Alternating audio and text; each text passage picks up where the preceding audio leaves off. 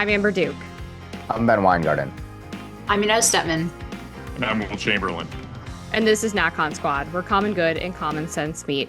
NatCon Squad is produced by the Edmund Burke Foundation, the home for national conservatism. Subscribe now on Apple Podcasts, Stitcher, Spotify, or wherever you get your podcasts.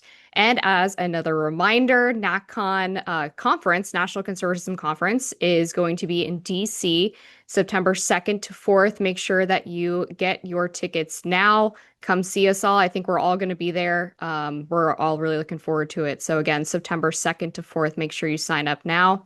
Today, we are going to cover, as usual, a nice array of topics. I will be kicking us off with a recap of the recent negotiations between Trump and Vladimir Putin and then Volodymyr Zelensky. There's going to be a segment from Ben on the Democrats' voter registration crisis.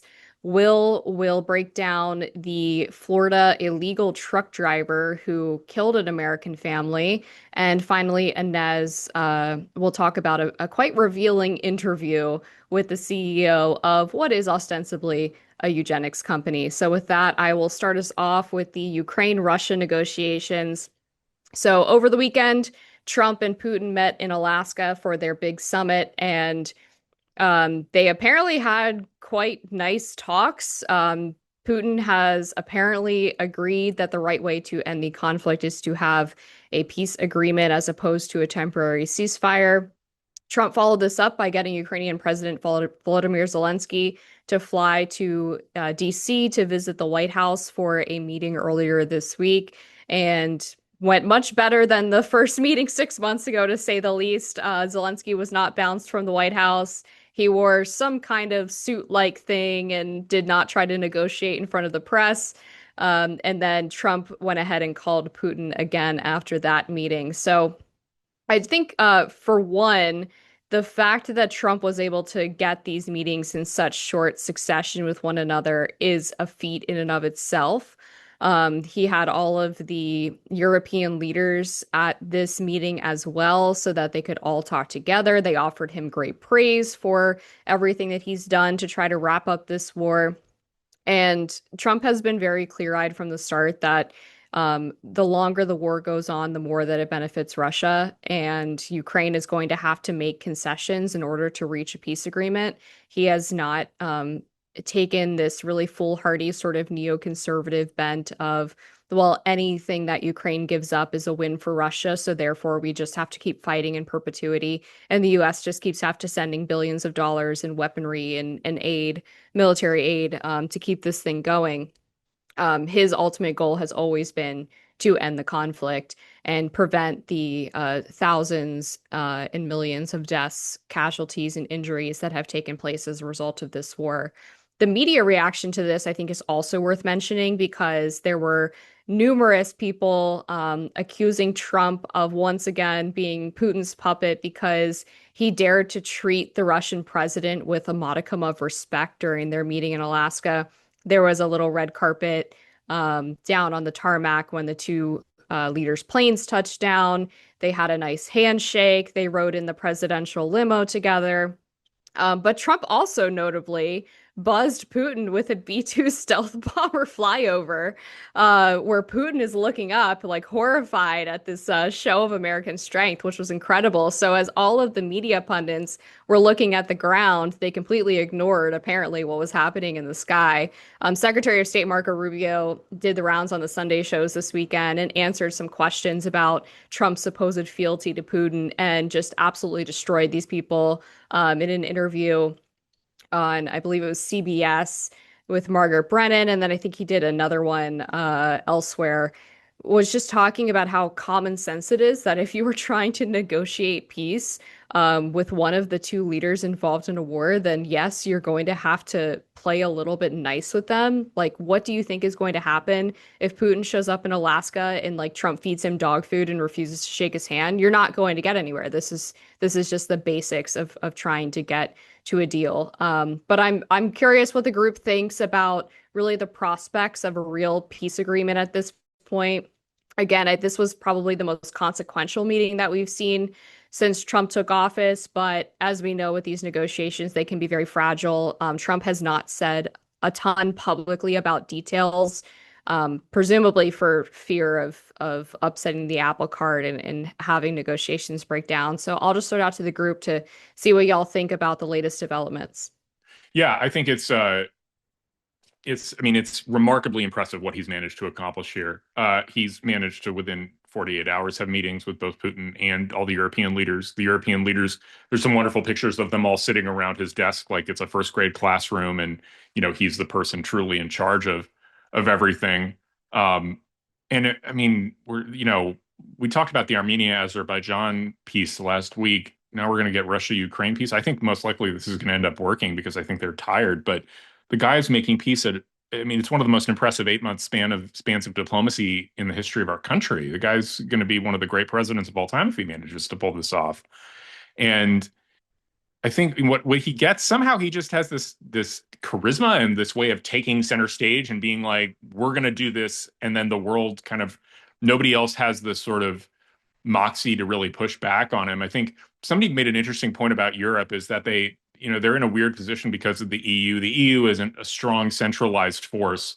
It's but you end up with this kind of mishmash of authority where you have semi-sovereign states and then a semi-sovereign EU and nobody able really to control affairs or direct where things are going. And as a result, in these negotiations with the United States, they can't do anything and they're ultimately forced to fold. But I mean, this is wonderful. I think peace in Russia and Ukraine would be just outstanding. And I think Trump is at the point where he's managed to get concessions from both Putin and Zelensky. And I wouldn't be surprised if we see an agreement in short order. Yeah, I mean, we don't know the details of this, and I'm really wary of speculating what those details might be. I've read a bunch of speculation, but in particular, it seems that the usual suspects are very bad at predicting Trump, right? And you have all this hysteria about how Trump is going to capitulate and give away the barn and all these things. Or one speculation that the European leaders that were there to check Trump, which was not the dynamic that we saw. So I don't know. I think I'll wait and see in terms of the terms of the agreement or whether I think, this is achievable. It may not be. I mean, I slightly disagree with Amber's framing when she said that, people are saying it's a win for Russia. And maybe you weren't trying to imply this, but implying that it's not. It is a win for Russia. The problem is that win has already taken place on the battlefield, and there's not a clear plan as to how to reverse it, right? Exactly. Extremely unlikely that Ukraine is going to push Russia out of the territories that it already holds in eastern Ukraine. And there's not really a clear path forward as to how to do that. And in fact, there's no clear path forward as to how to prevent Ukraine from continuing to lose. It's a war of attrition.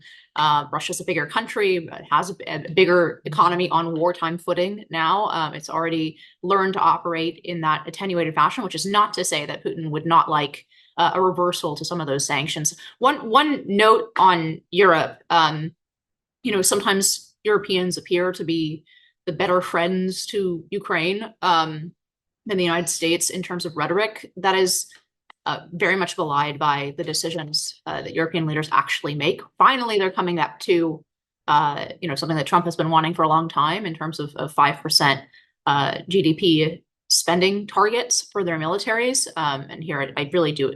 I want to exclude my ancestral home of Poland. I really think that Poland has done what other countries that are richer has not in this regard, perhaps because of both the history and the fact that they sit there geographically, they can't afford not to. But for the most part, Europe is now just coming up with the defense. I saw a stat that really shocked me. Even with all of this rhetoric, they are still purchasing more billions of dollars in Russian gas than they're sending to Ukraine.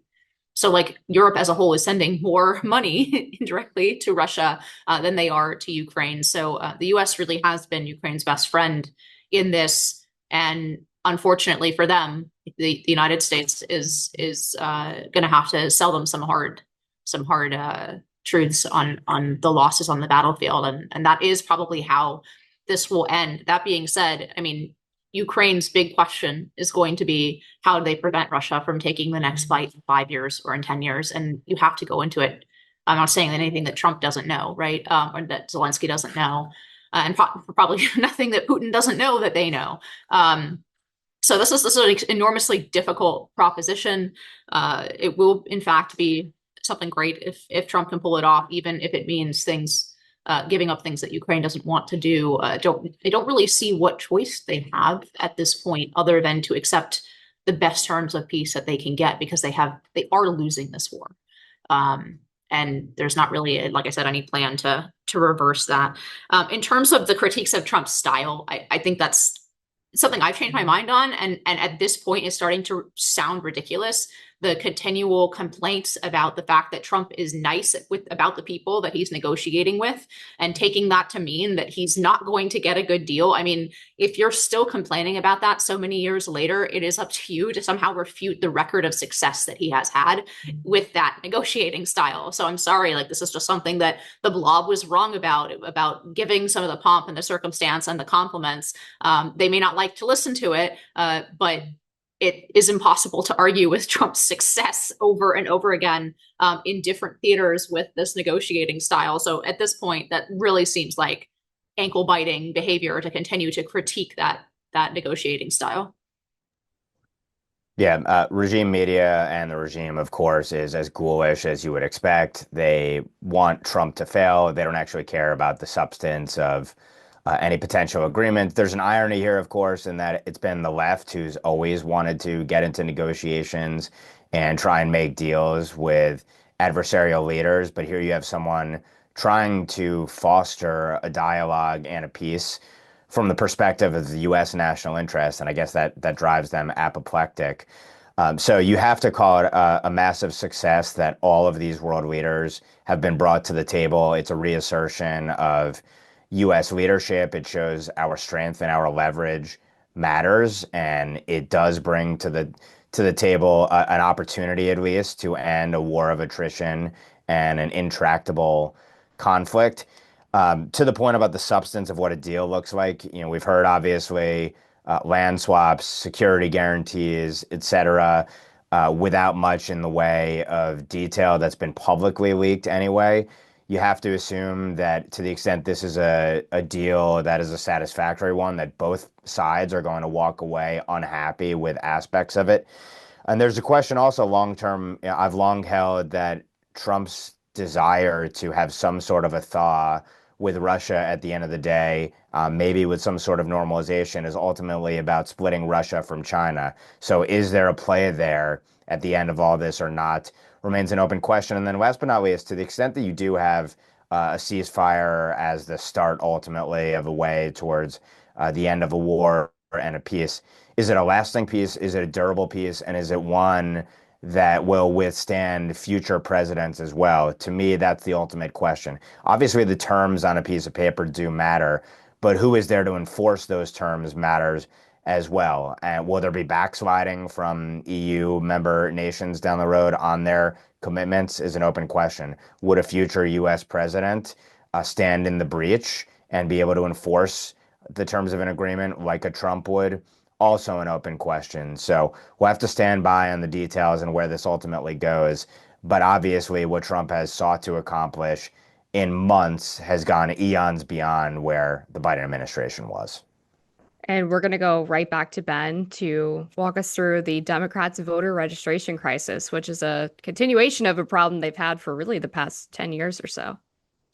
Right. So this is a rare white pill story for me. It's a New York Times. They conducted an analysis using a nonpartisan, they say, third-party organization, and they analyzed the voter registration rolls and noticed a trend that many observers have seen in battleground states in particular in recent years, the likes of Pennsylvania, for example, and North Carolina and others, that there's been a massive closing of the gap and in some cases an overtaking in terms of Republican Party registration versus Democrat Party registration. And this is not obviously not necessarily going to be a predictor that Republicans are going to win every election from here in perpetuity on a national scale. But obviously, voter registration is a proxy for the sentiment of voters, and voting trends are likely going to mirror to a degree what we see in registration. And so, before delving into some of the details here, and a lot of the statistics in this New York Times article are staggering, I think it's notable that the New York Times felt compelled to write this analysis. It's basically a massive alarm bell that going into the 2026 midterms and the 2028 general elections, that the trends look terrible for Democrats in terms of, again, voter registration, in particular, voter registration among the young, among males, the gender sort of or sex war in which Democrats were winning in terms of dominating among women and winning enough of men to trump wherever Republicans were. That gender imbalance has fallen by the wayside because it looks like women registration is declining in terms of percentage relative to the males, or the male rate is higher, I should say. So a couple of statistics that they put out that are really telling. Democrats lost 2.1 million registered voters between 2020 and 24 in 30 states analyzed where we have voter registration data. And in the remaining 20 states, voters don't register. So those 30 states, Republicans gained 2.4 million. So plus 2.4 million for Republicans, negative 2.1 million for Democrats. For the first time since 2018, the Times reports more new voters nationwide chose to be Republicans than Democrats in 2024. Democrats went from an 11 percentage point edge over Republicans on Election Day 2020 to just over a 6 percentage point edge in 2024. So significant decline there. And then they point to individual districts or counties that reflect the extent of this shift. So among them, Bucks County, for example, Tony, Philadelphia suburbs, Republican registration was a majority in 2000 for the first time since 2007. And as they note, President Trump became the first Republican presidential candidate to carry the county this century. Miami-Dade, similar massive swing towards the Republican side. And the Times notes that if the trends continue, North Carolina could be the next battleground state to tip. State Democrat edge is now less than 17,000 voters. It was nearly 400,000, plus 400,000 Democrats 4 years ago.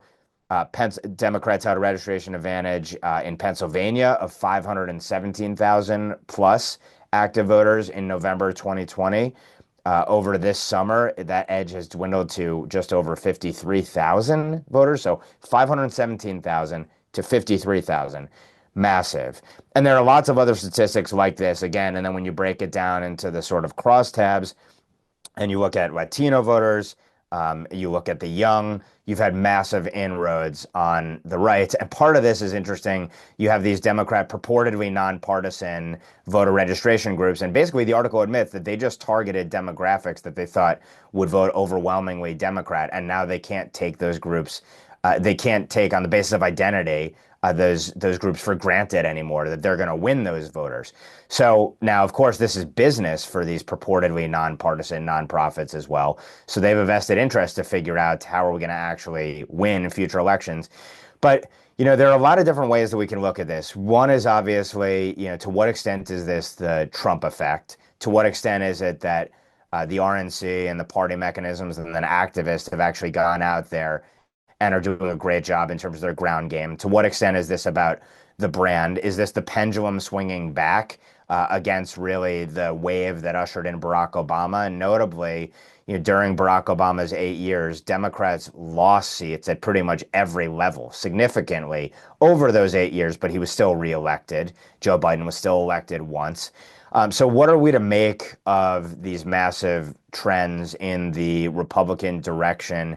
And do we think that this augurs, sort of golden era for Republicans going forward? Or is this temporary? And are the alarm bells that the New York Times raising indicative of the fact that Dems are going to get their act together and not be so rudderless and inept, which has frankly surprised me given the shrewdness historically.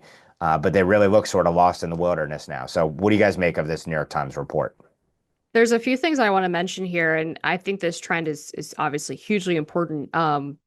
For one reason, because Trump's victory in 2024 and really even in 2016 was really predicated on turning out low and mid propensity voters. And the Republican Party hasn't really grappled with how to keep those people in the fold or keep them motivated for midterms when Trump is not on the ballot. And of course, when Trump leaves office, What leader or what mechanism do you have after Trump is no longer the de facto leader of the party running for office? How do you get those people excited to vote for Republicans?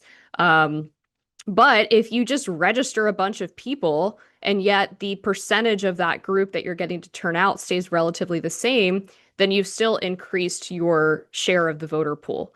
So that's one potential remedy for what does the party look like post-Trump. Trump has also undone a lot of really bad Biden era policies regarding voter registration, where they were using the federal government, um, including the Department of Education and the Department of Veteran Affairs and the Department of Agriculture to enact these nationwide voter registration programs, which of course were being run by liberal Democrats in the bureaucracy, seeking to register other liberal Democrats.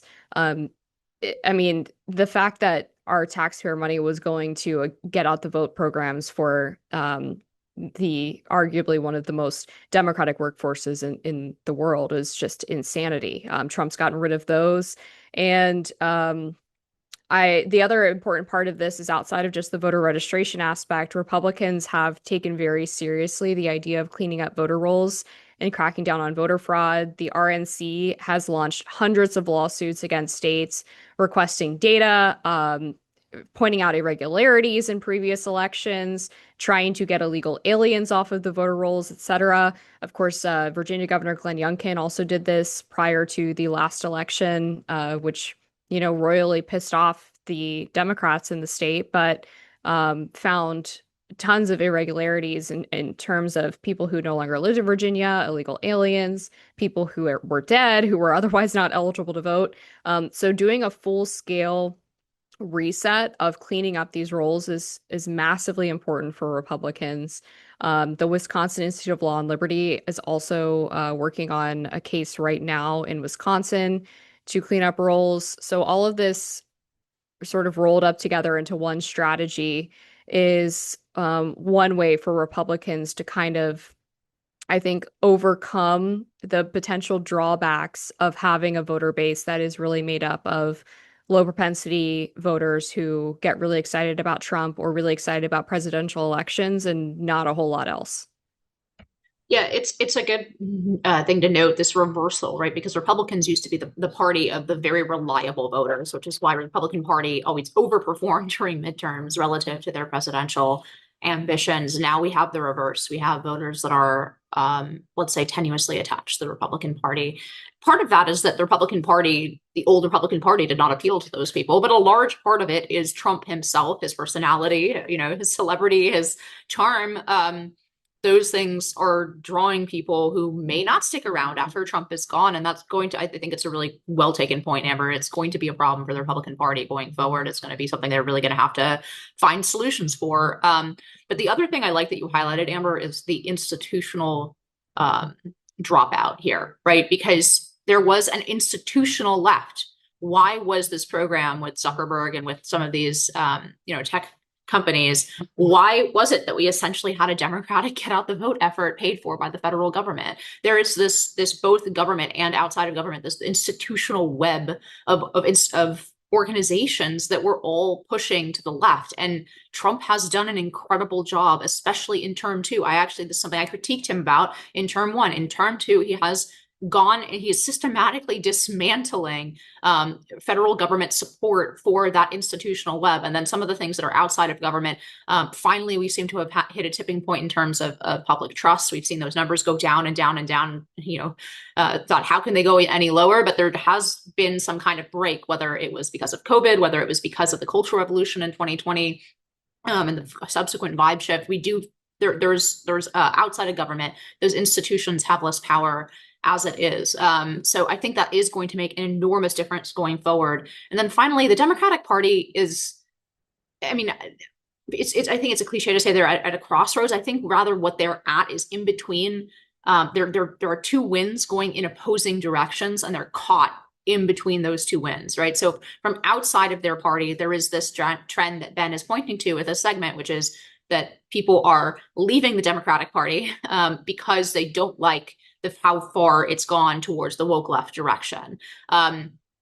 But we would be remiss if we don't recognize that the storm inside the party is the opposite, that the establishment was not in line enough with the progressive base. And there's a kind of similar populist dynamic going on in the Democratic Party as was happening in the Republican Party, not only with Trump, but with the Tea Party before that, right? Like a base that has been, long disjointed since the Rush Limbaugh years from the way that its representatives were voting and acting in Washington. I think actually, if anything, the storm within the Democratic Party is pushing them further to the left. I think you will see the rise of candidates like, Mondami, who fortunately cannot run for president, but AOC on the presidential level. I think it would be foolish to dismiss those kinds of candidacies because the conditions within the Democratic Party are very much pushing in that direction. And the problem for the party and for the more sober parts of the party is they look at the national trends and they're like, this is incompatible, right? These things are not compatible with each other, and there's very little way to reconcile them. And that's the difficult position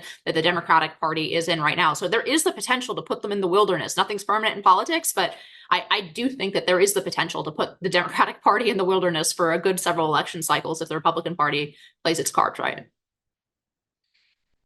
Yeah, we're in good shape. The Democrat Party is without any sort of leader as the figurehead of the party, is in this weird place where everybody's fighting to be a leader, which creates an unvirtuous spiral where they say more and more outlandish things to get attention, which makes them more and more unappealing to the center of the country, which hurts their voter registration numbers more. Which leads, there are a lot of tailwinds for the Republicans right now. Voter registration is one of them. The upcoming census is another one of them. Democrats, I mean, there will come a time eventually they'll have to have a really decisive defeat. I mean, you would think that 2024 was that, but it's not. They're too close in the House. They're too close in the Senate. They'll really need a decisive defeat before I think you'll see something change, where you'll have a real appetite to change the way that the party platform works. And maybe a Trump-like figure will emerge on their side, because Trump, I mean, you got to think about Trump as having this radical policy effect on the Republican Party. I think the Democrats need something like that for themselves, but they're not going to get it anytime soon. I think we're in good shape. I think J.D. Vance and the Republicans should be pretty optimistic about 2026, even though history would go against that. But I think J.D. Vance in particular should be very optimistic about 2028. And right back to you, Will, for the illegal immigrant truck driver who apparently expressed no emotion after just running over an American family. Really, really exciting stuff. Yeah, a guy named, I believe, Harjinder Singh, got caught in a viral video. Not got caught, he just did it. He was driving a semi-truck and decided to cross a major highway, and the semi led to the immediate death of a car that crashed into him. He's been arrested, I think, charged with vehicular homicide, and he may get even worse charges coming up. But the stories that come out about this keep getting worse. The guy's an illegal alien, and he was granted a commercial driver's license by California, of course, under Gavin Newsom's wise and auspicious leadership. And then you compound that by the fact that he was somehow administered some sort of driving test, or his ability to read street signs, and he could read like two of them. The guy has no business driving on our roads, let alone driving a semi-truck on American roads. And yet here he is. It's just another example of two dynamics. One is the obvious tax that everyone pays by the continued presence of illegal immigrants in the country, and why the Trump administration's move towards mass deportation is so fundamentally righteous, but also the way in which fraud is endemic to our immigration system, both legal and illegal. This guy apparently applied for asylum. I'm sorry, you're from India. You don't get an asylum claim in the United States if you're from India. You're not fleeing meaningful oppression. And certainly if you are fleeing that oppression, there are countries that are not on the complete other side of the world that would take you in. The idea that we would be responsible for holding you for an asylum claim is absurd. And it's like, you go all the way back to Abrego Garcia. Every one of these asylum claims is so many of them are tainted by fraud, because these were created in good faith to help people who were really suffering come to our country if they were really truly facing political oppression. Honestly, the best example of that would be people like the Afrikaners, who are genuinely being persecuted for their race in their country. But it's something that the immigration bar and the migrants themselves exploit ruthlessly to get people into the country. And as a result, we have people like Harjinder Singh doing this obnoxious stuff. And then, so that's the first big problem. And it's not just asylum either. There's huge amounts of H-1B fraud. Something else I'm seeing today, I don't know if people saw it, maybe I'll push it to final thoughts. But there are tons of companies that are posting fake job postings that aren't real, that ultimately are designed to not get applied to, and they're hidden away, or you have to give a paper application to apply to it. And the point is, they've already identified a foreign citizen they want to hire for the position, but they have to, comply with the paperwork, meaning defraud the Department of Labor by suggesting that, actually they've posted a job application and no Americans have applied. There's fraud at every layer of our immigration system: asylum, withholding of removal, H-1Bs, commercial driver's licenses, you name it. And the more I see it, the more I realize, like, almost all of this needs to stop. The immigration bar and migrants have exploited our system, and every attempt to provide an avenue for there to be discretion or good faith or exceptions just gets blown apart by these fraudulent attestations by the migrants and corporations. Transportation Secretary Sean Duffy deserves a lot of credit because at the end of June, he launched a nationwide audit into illegal immigrant truck drivers. They were going to look at specifically non-domiciled commercial driver's licenses, and make sure that all truck drivers were abiding by the English proficiency language requirements prior to be able to get a CDL. And this kind of flew under the radar. People who did talk about it said, well, there's not a bunch of illegal immigrants driving trucks because they can't get driver's license, blah, blah, blah.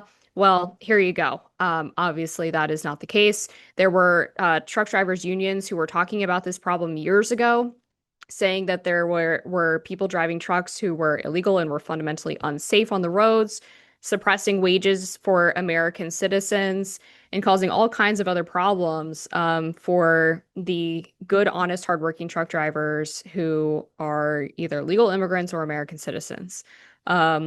So just the fact that the Transportation Secretary announced this audit, nobody cared. And now we have evidence of why exactly the administration was doing this, is a sad but important reminder of really just like how ahead of the curve this administration has been in addressing the many problems from illegal immigration outside of just border security and even outright crime, murder, etc. This has permeated really every aspect of our society.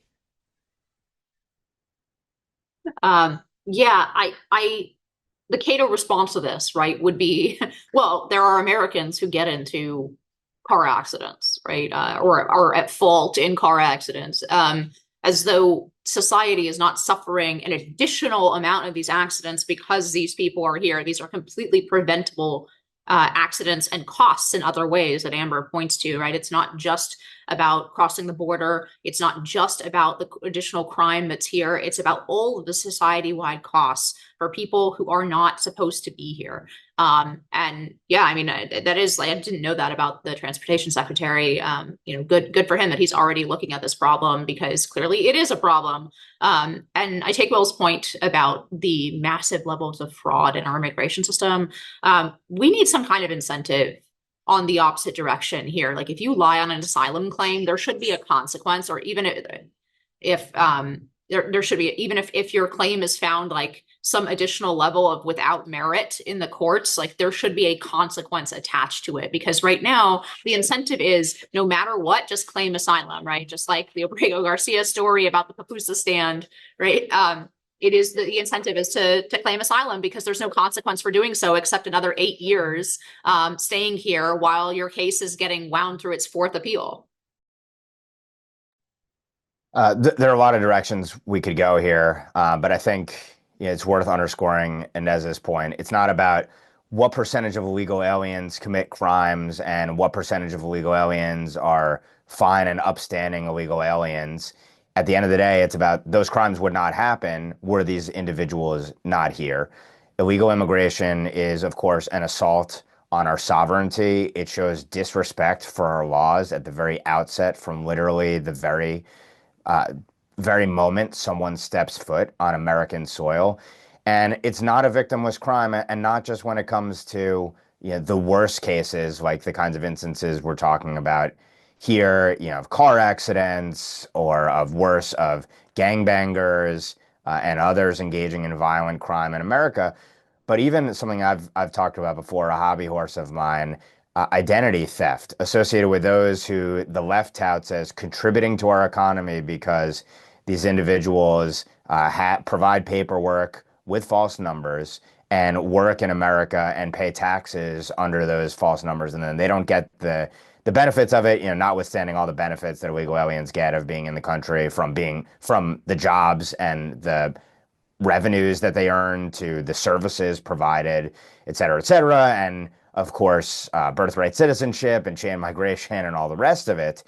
But of course, if you work under a false ID, that could be stolen from another individual who gets saddled with your record. There are people who literally were not born at the time IDs were cribbed, and then they are issued a social security number, et cetera, that someone else was already falsely using. And people find out later on in life that, oh my God, they have a terrible credit history, they have a criminal record, et cetera. So there are so many different instances that you could point to that are just so perverse. And that's before we get to beyond, of course, the nonprofits for whom the illegal immigration scam has been a massive grift that they have used with taxpayer funding, of course, to sustain the system. And ultimately, of course, the idea that this is about having what is assumed to be a permanent Democrat majority down the road after a mass amnesty, or the apportioning of congressional seats on the basis of populations that are artificially inflated by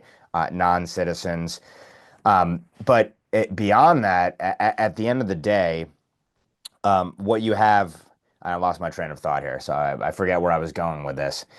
But ultimately, the bottom line is that the grift is built into or built on in some ways a willful blindness even within the government's own systems. And to the point about incentives cutting the other ways, et cetera, federal agencies have literally set themselves up not to share information historically that could be used to go about engaging in aggressive enforcement action, particularly when it comes to businesses.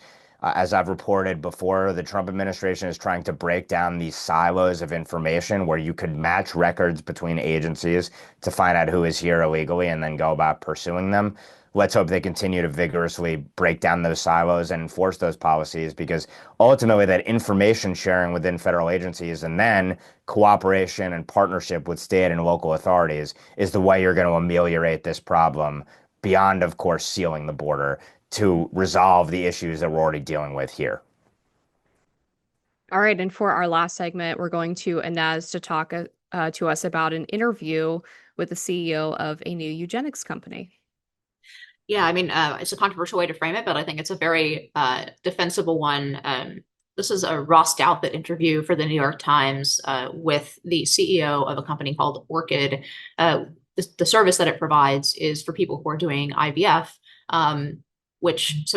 people often have a number of embryos in IVF, and they choose which ones to implant. And there's already a rudimentary eugenic screening that is endemic to that process. People choose the sex of the child and they screen out for some very easy to recognize genetic problems like Down syndrome. That is already, in my view, something that we should have an ethical conversation about. But Orchid is at least promising, and there may be an Elizabeth Holmes sort of element to this. We're not sure. The company's technology is proprietary, but at least what they are saying that they can do is fully sequence the genome of every one of these embryos from 5 cells that they pick up. And they provide a readout to prospective parents, which with embryo 1, sex, height, chance of having a higher IQ, chance of developing heart problems, chance of having different genetic problems or advantages, eye color, right? We're now completely at the level of being able to choose among your offspring in terms of what qualities they're going to inherit. You might think that this sounds either wonderful or like maybe something we should consider the ethical implications of. So, we already know that, for example, children with Down syndrome are essentially disappearing from the earth. They're being aborted before they're born at such a rate that, for example, in the Nordic countries, they hardly exist anymore. In the future that this company imagines, this technology would become not only available to people who cannot conceive naturally, But she hints at this throughout the interview, that it is in fact the more caring or responsible way to create children, actually, is to divorce children from the procreative process whatsoever, to design them in a lab. And that actually, she will never say this, like all liberals, she'll say everyone should make their own decision, while denying the fact that, as this becomes popularized, it will become, quote unquote, irresponsible, to what the phrase she uses, roll the dice with your children's health by having them in the natural way. So if this sounds dystopian to you, you should really stick around for the last portion of this interview with Doubt. That I don't know how he managed to keep himself so kind of cool the entire time. The last third of it is about ethics, where he asks her some ethical questions and whether, she thinks that this technology might have ethical implications in some way. So her mother has a degenerative vision genetic disease. And this is part of her story as to why she was interested in this technology to begin with. So she's the one who puts it on the table as a reason for this technology. And Ross asks the obvious question, which is, it's not that your mother would have a cure to this disease, right? It's that if your technology existed at the time when your mother was conceived, then your mother simply never would have been born, right? How do you feel about that? And whatever you think about IVF, you should be able to recognize that this is an ethical question that should come up naturally, right? We should be thinking about the implications of this. She doesn't even answer the question. She has no ability to actually engage on that ethical question. She doesn't give the answer, for example, that, yes, but we think that eliminating disease for the people who are born is a trade-off that's worthy. And we don't believe that the embryo is a full human person. So we think that trade-off for real people who are born is worth it. Like, I could imagine giving an answer like that, right? And actually, it's an answer that most of the country is probably prepared to receive at a certain point, because we've seen that embryonic personhood is a view of a few religious people and a small minority within the right? So it's not like they can't give this answer, but she's unable to even answer the ethical questions. He asks her a different question about whether she thinks something will be lost when children aren't born from the love between a man and a wife, right? And the separation of procreation from sex. She gives a non-answer to that as well. Like, she doesn't engage in any of these questions. The one ethical question that she actually engages with is a question of inequality. And she calls a future in which only some people have access to this technology, right? She uses, I thought it was just a very notable phrase. She uses the phrase, I think, like, fundamentally disgusting, right? So the only ethical dimension she's capable of actually thinking on is inequality. Now, I happen to think there also will increase human inequality when this technology becomes popular, but it's just, the whole interview is very much worth watching, and I think it goes to something that is very much scares me about the future, which is that for the most part, Silicon Valley is playing with these technologies that will determine not just the future of the next generation, but the next 1,000 generations, taking the wheel of our own genetic evolution.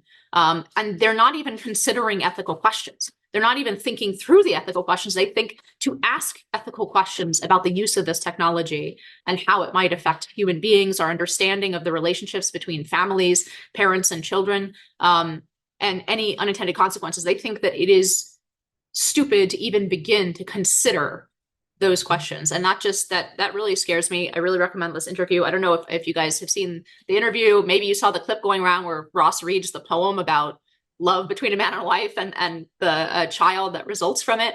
But she's not even able to answer the question. She's just like, what do you mean? That's her response. What do you mean? And I watched the whole thing. That is not out of context.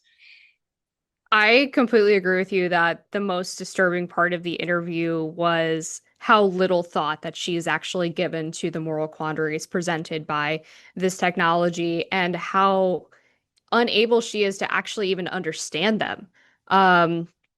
Like, I think it kind of gets to the difference between education and intelligence pretty well, because she's obviously not, she's smart enough to be able to start this tech company and get all of this media attention and make a lot of money, but not smart enough to understand really the implications of what she's doing. And in that way, she's actually quite stupid. But yeah, the mom story of how she could have prevented her mom from suffering from going blind if this technology had existed was really wild. Ross asks her, well, do you understand that if you got rid of your mom before she was born, that you wouldn't exist, right? Her response is, well, I sort of understand it, but I also don't understand it. And then when he presses her further on this, she says, well, it would be a different version of me. Like she can't even comprehend the like humanity of a soul. Like she thinks that her brain would just be in a different child's body if her mom never existed. It's just the whole thing is wild. And Inez, I think you said this maybe in our chat offline, but you talked about how Ross does such a great job of exposing the left's insanity by just asking like slightly probing questions. Like all he has to do is take their logic to its natural conclusion and ask them a question about it, and they just sort of self-implode. It's really not more complicated than that, and he's really one of the few people in mainstream media that really digs into the ethics or morality of a lot of these sort of progressive ways of thinking. And this latest example is sort of an all-time moment for his Times column. Yeah, he does. He really does a great job with that. It's, I hate saying credit to the New York Times, but they figured something out here. They have Ezra interview right-wing figures, and they have Ross interview left-wing figures or progressives, and the end result is more interesting conversations because there's someone being adversarial uh, and the thing Ross is doing, which is brilliant. He's not being mean or aggressive about it, but he's just merely asking hard questions politely, and that's wonderful interviewing. He did a really great job here. you know, the it's kind of it's shocking how little they've even given thought to the ethical questions, the relevant ones. I think what Inez said about the fact that it's like their ethics are sort of homogenous and unipolar, this like complete focus on equality to the expense of everything else, like a totalizing focus on equality and equal access, and not even consider like, well, but you're killing human beings, right? You're killing lives and you're putting them over. And query like I generally think of myself as pretty pro IVF. I think because I want more humans in the world, and I think improving fertility that way. But I can at least acknowledge the ethical questions that revolve around IVF and the idea that maybe there are alternatives that are better. But it's like the complete lack of, we talk about the value of a college education, and this college education completely failed this woman who never once considered, an ethical perspective beyond wokeness. Or the college education succeeded in the eyes of the indoctrinators at the end of the day. I mean, I think what I would say is, smarts, at least on paper, don't equal being ethical, being virtuous, or being wise. And clearly, the folks like this individual interviewed are lacking in those traits and those characteristics. And maybe it's because of the hubris of being smart that you think you can or you should play God. And I'll leave it simply at this. When man tries to play God, disaster follows. And that's where we're headed in this brave new world. With that, we're going to go to final thoughts, and I will go first. Bed Bath & Beyond says that they are not opening any retail stores in California because of the really horrendous business climate, and apparently Gavin Newsom's team is very upset about this because it makes them look bad. But this is only the latest in a line of businesses that have fled California, both due to the high taxes, the regulation, but also the crime, the smash and grabs that have taken place in places like Los Angeles and San Francisco. And Bed Bath & Beyond is sort of on tenuous ground anyway. They declared bankruptcy some years ago. They're trying to get back to pre-COVID levels of sales and storefronts. The last thing they need is to try to build up a business in California where they're just going to be stomped in the face by progressivism over and over again. So I think this is hilarious. It's also perfect timing with Gavin Newsom's new social team trying to turn him into the new Trump meme machine or something. Just to have this stuck in his face by a political company is really just desserts. Yeah, I'll stick on the California theme. And by the way, I'd add to that, In-N-Out, the company, they closed their location in Oakland. They made a point of saying we have never closed a location ever before because I don't think they wanted people to think that it was just not successful to open an In-N-Out, but they closed it because they couldn't guarantee the safety of their staff in Oakland. So that's just another California thing I wanted to bring up, which is that there was this piece first in the Dispatch, but then in Free Press by this woman who went to Yosemite and basically blamed all the problems in Yosemite on cuts to the National Park Service, on Doge, on Trump, on Bad Orange Man. And it could not be clearer that she had never been to Yosemite before, because most of the things that she was describing are much longer term trends. And in fact, a lot of it has to do with what I would call the anti-human attitude of, I don't know about the National Park Service in general, I can't really speak to it, but of the park rangers in Yosemite, there were more campgrounds in Yosemite in 1966 in absolute numbers than there are today. They have only shrunk the number of available campgrounds for people, and that forces everybody closer together. It makes things more crowded. And the rationale for this is always, we can't disturb nature, but the entire point of having these national parks, these great national landmarks like Yosemite, is the idea, the Teddy Roosevelt idea was actually that we need to preserve man's connection to these beautiful and wild places, that we're preserving it for future generations, for posterity, so they can experience this wilderness. And with this anti-human attitude in the park and in a lot of national parks, it really has infected the Park Service with this attitude that it's not their job to facilitate the average middle-class American being able to spend a week in Yosemite Valley. And they do everything possible basically to thwart that from happening. They don't build the necessary facilities, right? They make the park more of like a preserve that nobody can see except the ultra wealthy who can stay in Awani Hotel, and of course the Park Service themselves. It's a very prime position to be able to live in Yosemite Valley, right?